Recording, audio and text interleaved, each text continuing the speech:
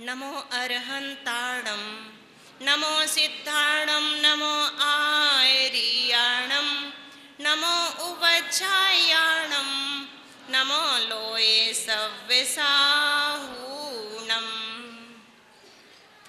ही शान्ति सन्ति अर्हन्ति अनन्ति ज्ञाता ही शुद्धि बुद्धि अविरुद्धि अबद्धि धाता आचार्य वर्य उवजाय सुसाधु सिंधु मैं बार बार तव पाद पयोज वंदू मैं बार बार तव पाद पयोज वंदू नरेन्द्रं फणेन्द्रं सुरेन्द्रं अधीशं शतेन्द्रं सुपूजे भजेनायशीशं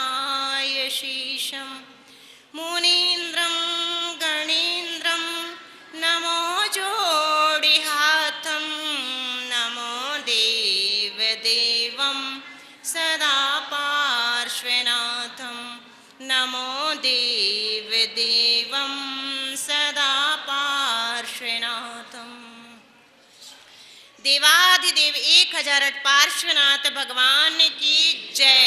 संत श्रोमणी आचार्य गुरु विद्यासागर जी महाराज की जय। 3 कमनों करोड़मणि महाराज की जय। द्वादशांग जिनवाणी माता की जय। उत्तम ब्रह्मचर्य धर्म की जय।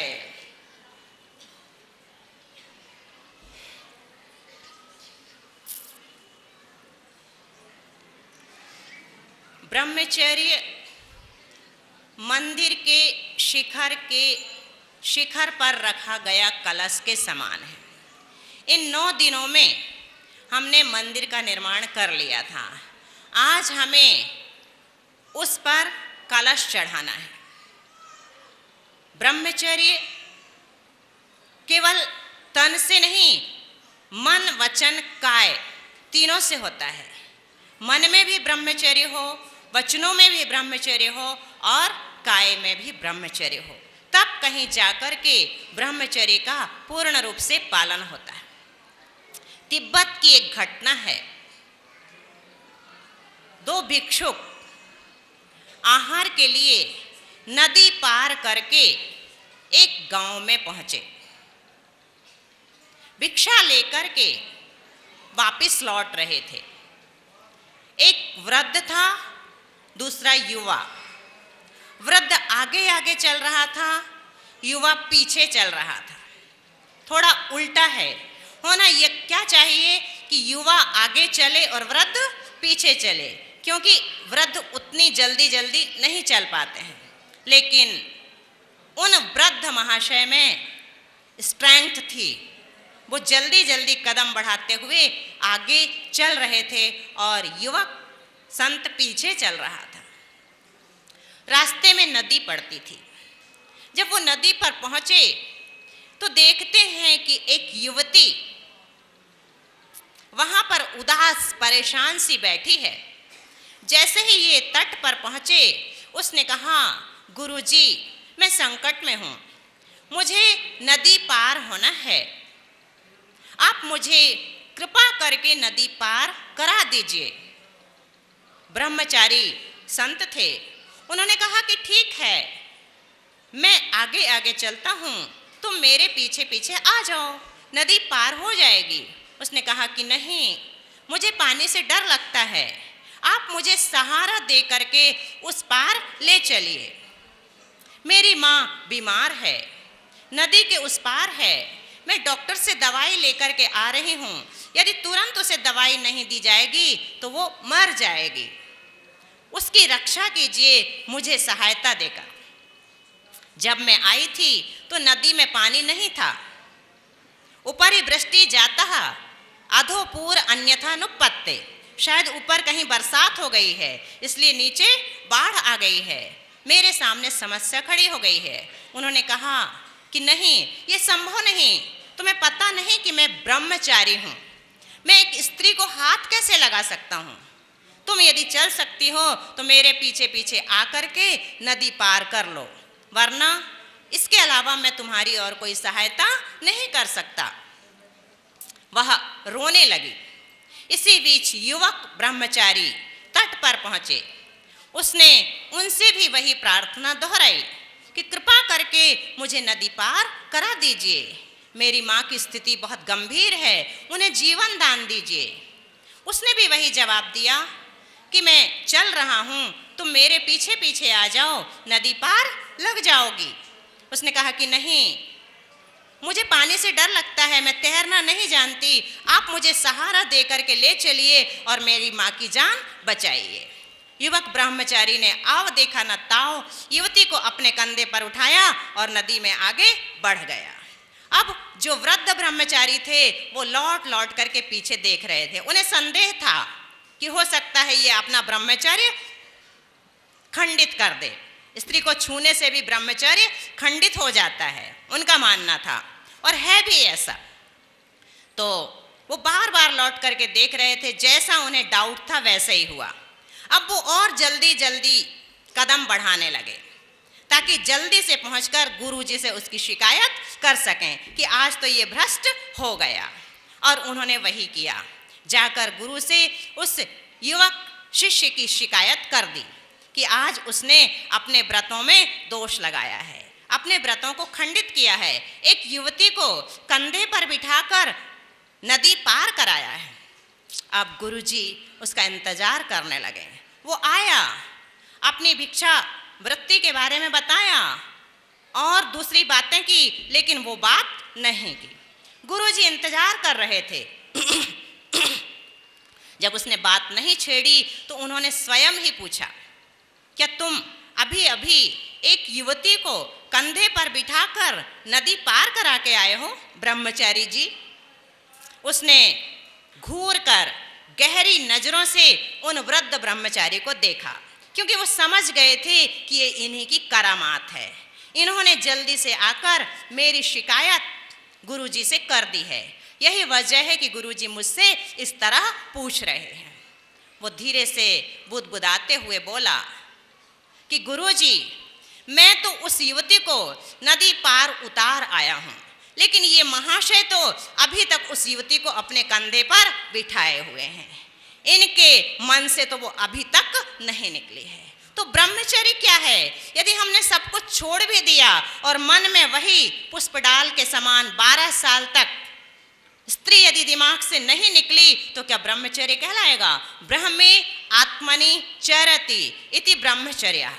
अपनी आत्मा में रमण करना ब्रह्मचर्य कहलाता। आत्मा बहुत बहुमूल्य चीज है, बहुत कीमती चीज है, लेकिन हम इसकी कीमत को नहीं समझते और शरीर को ही आत्मा मान करके बैठ जाते हैं। उदाहरण के लिए हमारे एक हाथ में घी का लोटा है और दूसरे हाथ में छाछ का लोटा है, और यदि हमको ठोकर लगती है तो हम कौन सा लोटा पहले बचाएंगे? किसे अच्छी तरह से संभालेंगे? घी का लोटा। क्यों? क्योंकि घी का लोटा इतनी आसानी से हमें दोबारा नहीं मिलेगा, उसकी कीमत ज़्यादा है।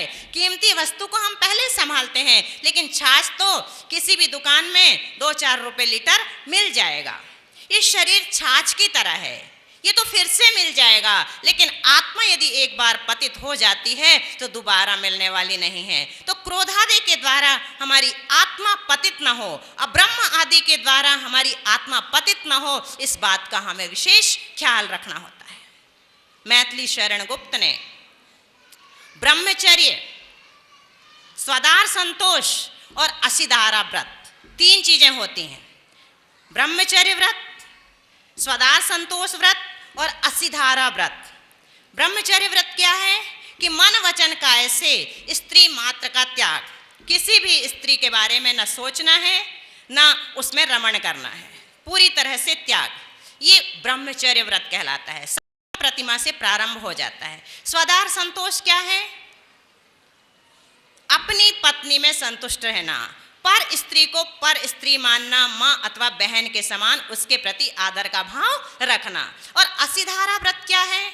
शादी भी हो गई फिर भी दोनों का पूर्ण ब्रह्मचर्य, शादी के बाद भी जो दोनों पूर्ण ब्रह्मचर्य व्रत लेकर के रहते हैं वो असिधारा व्रत बन जाता है। विजय सेठ और विजया सेठानी, इन्होंने शादी के पहले इत्तेफाक से कोइंसिडेंटली एक मुनि महाराज से शुक्ल पक्ष का ब्रह्मचर्य व्रत ले लिया था और दूसरे ने एक मुनि महाराज से कृष्ण पक्ष का ब्रह्मचर्य व्रत ले लिया था, और इत्तेफाक से दोनों की शादी हो गई। अब एक का शुक्ल पक्ष का नियम है और दूसरे का कृष्ण पक्ष का नियम। शादी के पहली ही रात में जब उन्हें पता चला कि हम दोनों ने ऐसे ऐसे नियम लिए हैं तो उन्होंने संतोष कर लिया कि हमारे भाग्य में यही था, और जीवन भर के लिए शादी होने के बाद भी दोनों ब्रह्मचारी बन गए। तो पत्नी सामने हो और ब्रह्मचर्य व्रत का पालन करना, ये असिधारा व्रत कहलाता है। पत्नी ही नहीं है तब तो ब्रह्मचर्य पल जाता है, कोई ज्यादा दिक्कत नहीं होती। थाली सामने हो और भूख तेज लगी हो और हम भोजन न करें तो थोड़ा कठिन होता है, इसलिए अनशन से अवमोदर्य को कठिन माना है, अनशन से ऊनोदर को कठिन माना है। भोजन सामने है लेकिन हमने लिया है नहीं खाने का नियम या कम खाने का नियम। तो ये ब्रह्मचर्य व्रत लक्ष्मण के पास था 14 वर्षों तक, जो अपनी पत्नी को छोड़ करके चले गए थे। स्वदार संतोष तो उनके पास था ही, क्योंकि पर स्त्रियां जो उन्हें दिखाई पड़ती थी उनमें उनका मन नहीं जाता था। तो गुप्त जी ने बड़ा अच्छा चित्रण उनकी मर्यादा का प्रस्तुत किया है। कितने मर्यादित थे वो। पंचवटी में वो लिखते हैं कि कुटिया बना दी उन्होंने राम और सीता के लिए, और बाहर बैठ गए सुरक्षा करने के लिए। निद्रा को जीत लिया, व्यपेत निद्रा हो गए। क्यों? ऐसे जंगल में उनकी सुरक्षा का भार उन पर था। तो गुप्त जी पहले कल्पना करते हैं उनको इस तरह उपल शिला पर बैठे हुए देख करके। वो सोचते हैं, वो कहते हैं, किस व्रत में है व्रती वीर यह, निद्रा का यूं त्याग किए, राजभोग के योग विपिन में बैठा आज विराग लिए। फिर कहते हैं, बना हुआ है प्रहरी जिसका, उस कुटीर में क्या धन है, जिसकी रक्षा में रत इसका तन है, मन है, जीवन है।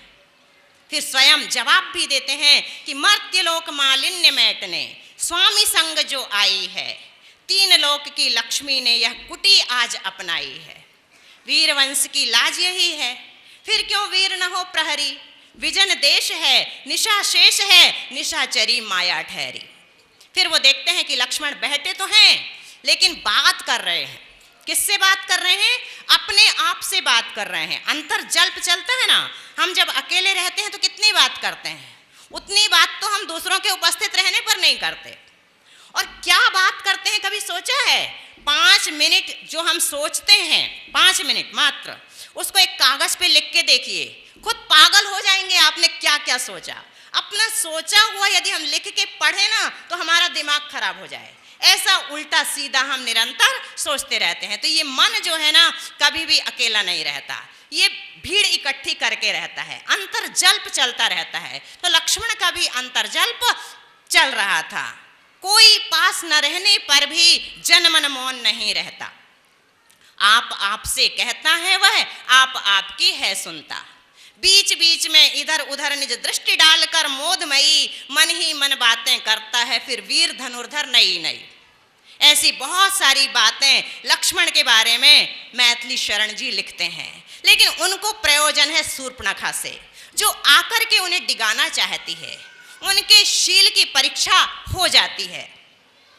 आंख बंद करके लक्ष्मण बात कर रहे थे कि अचानक चकाचौंध लगती है। चकाचौंध सी लगी देखकर प्रखर ज्योति की वह ज्वाला निसंकोच खड़ी थी सम्मुख एक हास्य वदनी वाला। रत्नाभरण भरे अंगों में ऐसे सुंदर लगते थे ज्यों प्रफुल्ल वल्ली पर सौ सौ जुगनू जगमग जगते थे। तो उसकी मायामयी सुंदरता का उन्होंने वर्णन किया कि इतनी सुंदर होते हुए भी लक्ष्मण उसकी ओर मुखातिब नहीं हुए। नहीं तो एकांत में सुंदर स्त्री खड़ी हो, पुरुष अकेला बैठा हो और मन न डिगे, ये तो बहुत बड़ी बात है। बहुत देर तक शूर्पणखा ने इंतजार किया कि लक्ष्मण शायद मुझसे कुछ पूछें। बहुत देर तक वहीं आड़ में वो खड़ी रही, बिल्कुल वरमाला लेकर के, लेकिन लक्ष्मण को देखते हुए भी समझ लो वो दिखी नहीं। तब वो पास में जाकर के कहती है, प्रथम बोलना पड़ा मुझे ही, पूछी तुमने बात नहीं, इससे पुरुषों की निर्ममता होती क्या प्रतिभात नहीं। संभल गए थे अब तक लक्ष्मण, वे थोड़े से मुस्काए, उत्तर देते हुए उसे फिर निज गंभीर भाव लाए। सुंदरी मैं सचमुच विस्मित हूँ, तुमको सहसा देख यहाँ ढलती रात, अकेली अबला निकल पड़ी तुम कौन कहाँ।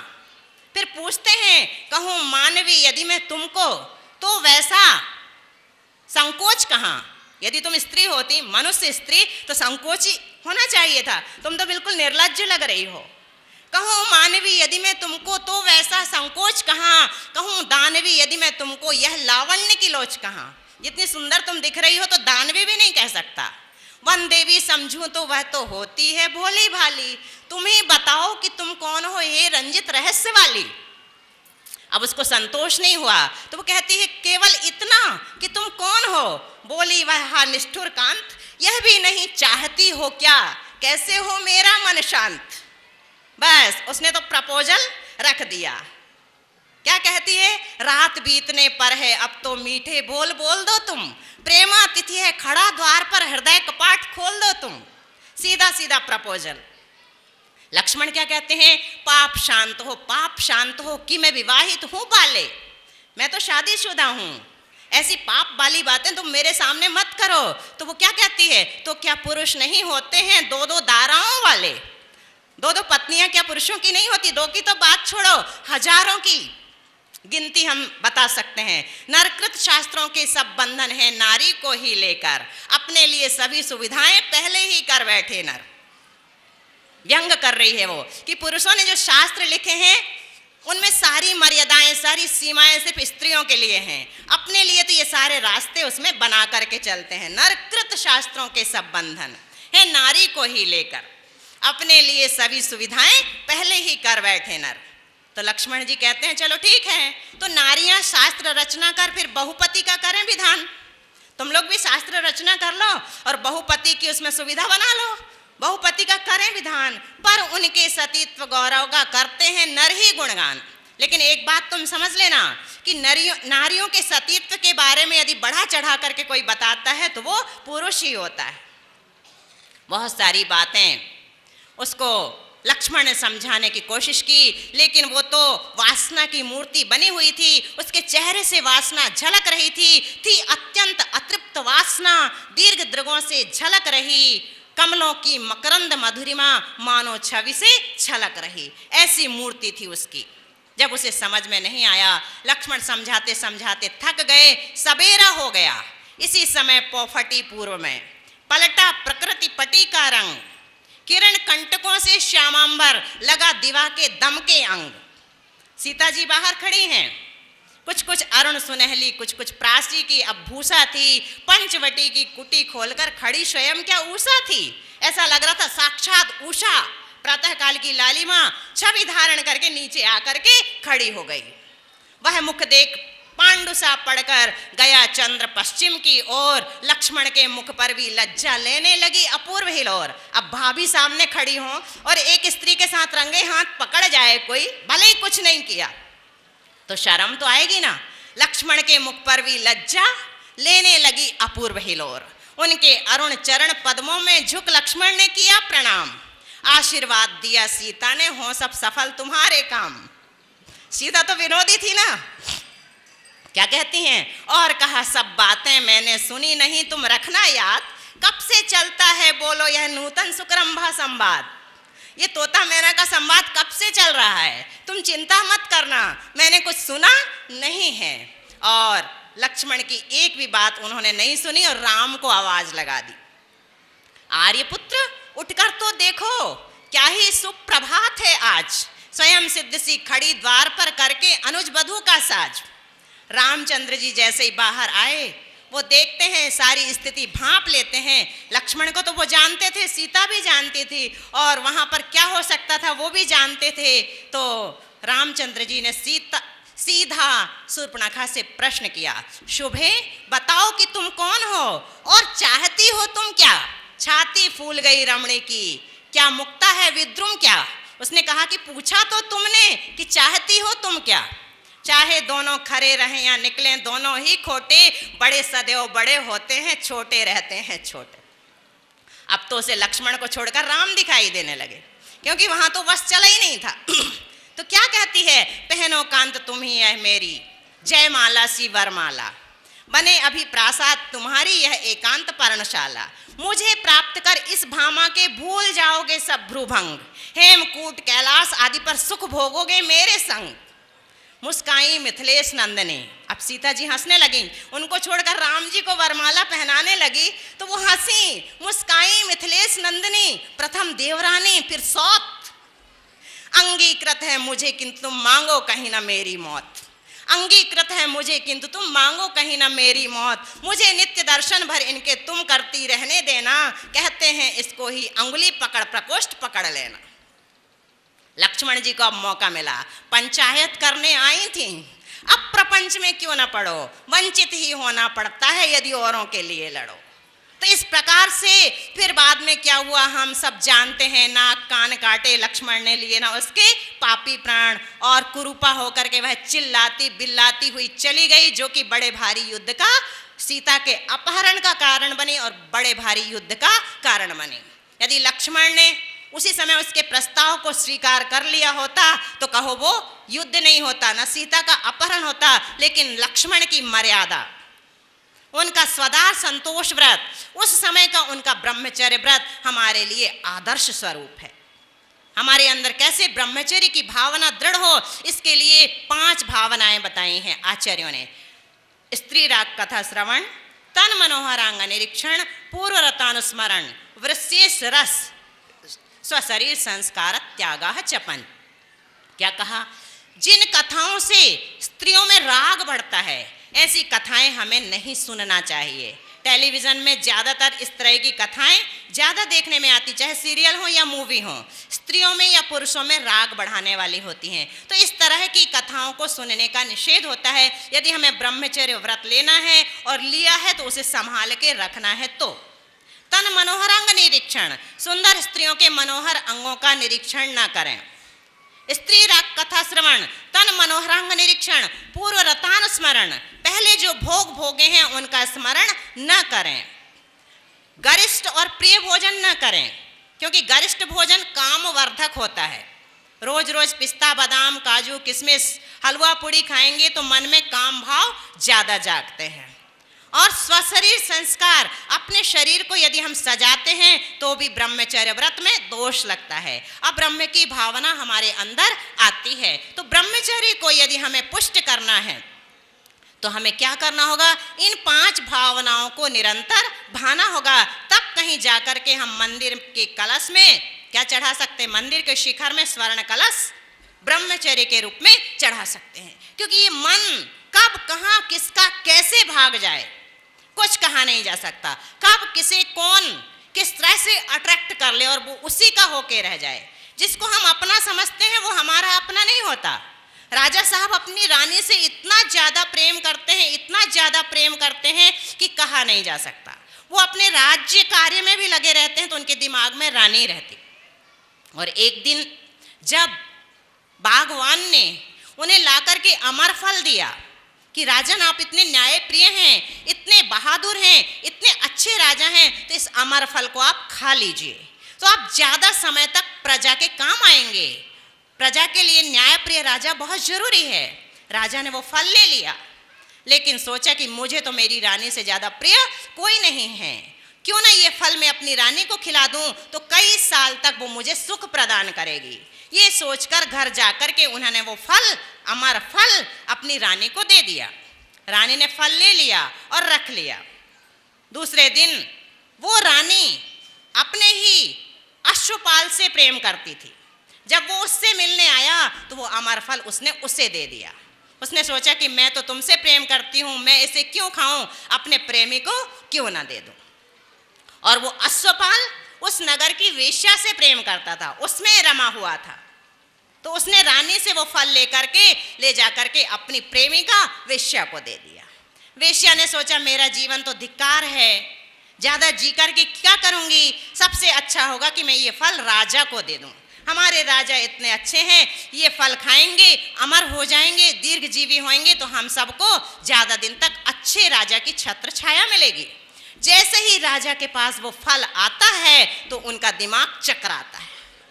उन्होंने पूछा, सीधे सीधे पूछा, लाल लाल आंखें करते हुए गुस्से में पूछा कि बोल ये फल तेरे पास कैसे आया।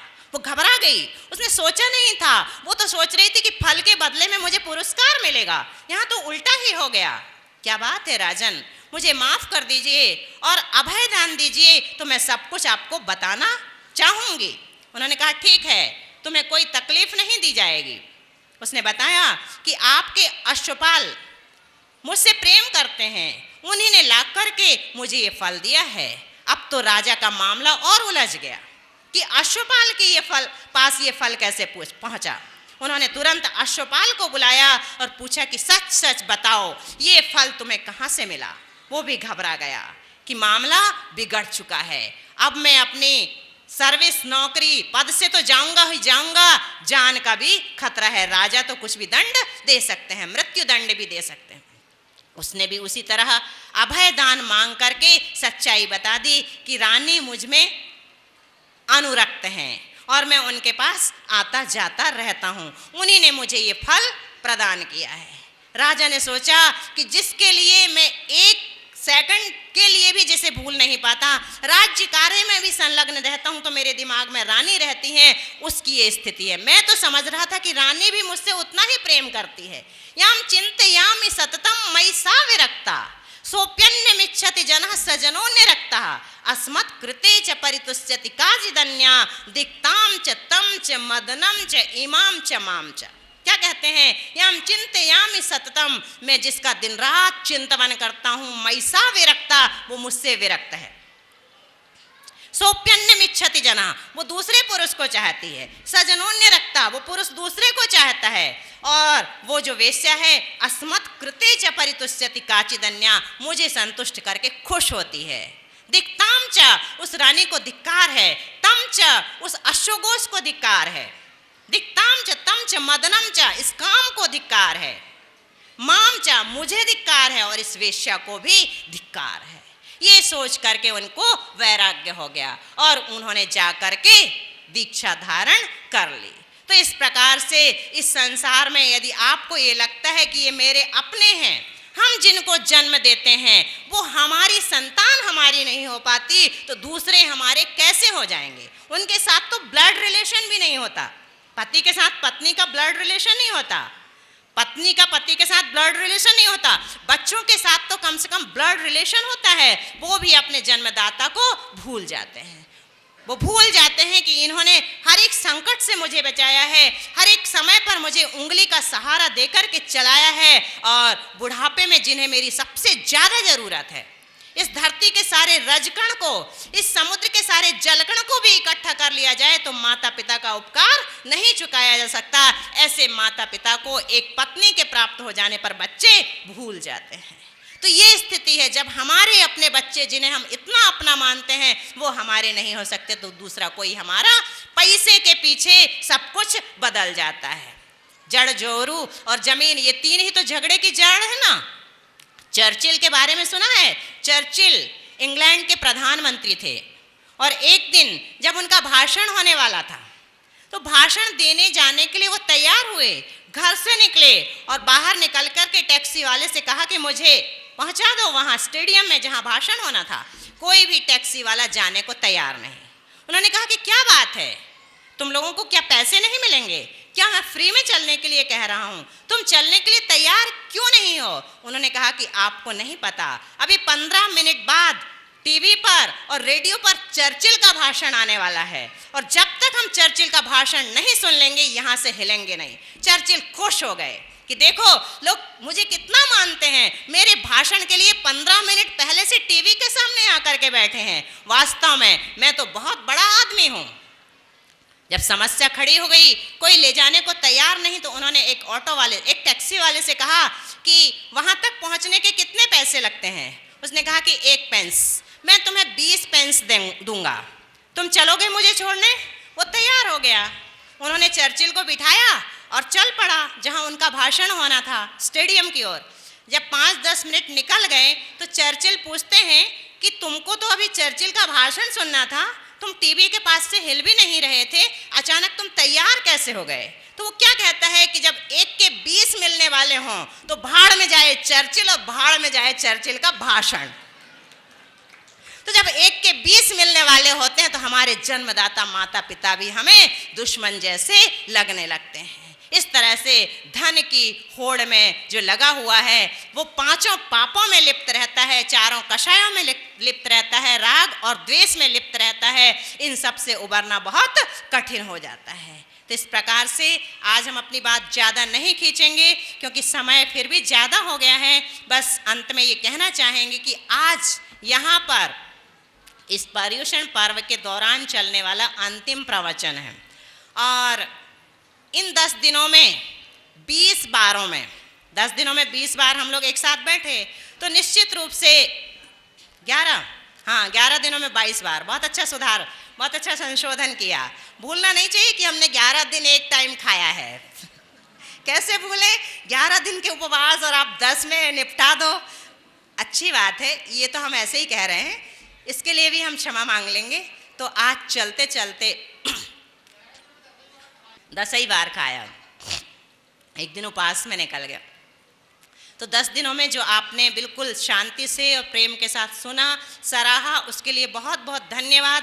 और निश्चित रूप से जब हम कुछ बोलते हैं, बात करते हैं तो कुछ बातें अच्छी होती हैं, कुछ मीठी होती हैं, कुछ कड़वी होती हैं। तो हो सकता है हमारी किसी बात से आप लोगों को ठेस लगी हो, तो हम बिल्कुल मन से, वचन से और काय से आप सबसे क्षमा प्रार्थी हैं। इस क्षमावाणी पर्व के अवसर पर आप हमें क्षमा करेंगे और इसी तरह से अपना मन धर्मोपदेश में लगाते रहेंगे ताकि हमारा कल्याण हो। महावीर भगवान की जय। संत शिरोमणि आचार्य गुरुवर विद्यासागर जी महाराज की जय।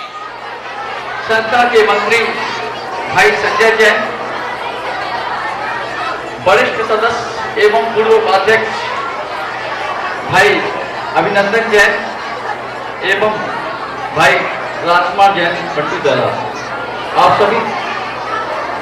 सभी से निवेदन है कि आप संस्था का प्रतीक चिन्ह देकर प्रभा दीदी को सम्मानित करें। बट्टू दादा, मुकेश लल्ला, मुकेश गुड्डा, संजय भाई एवं जो भी उपस्थित हो वे सभी सम्मान करेंगे प्रभा दीदी का। 10 धर्मों पर आधारित मांगलिक प्रवचन आपने दीदी के सुने। दीदी का ज्यादा समय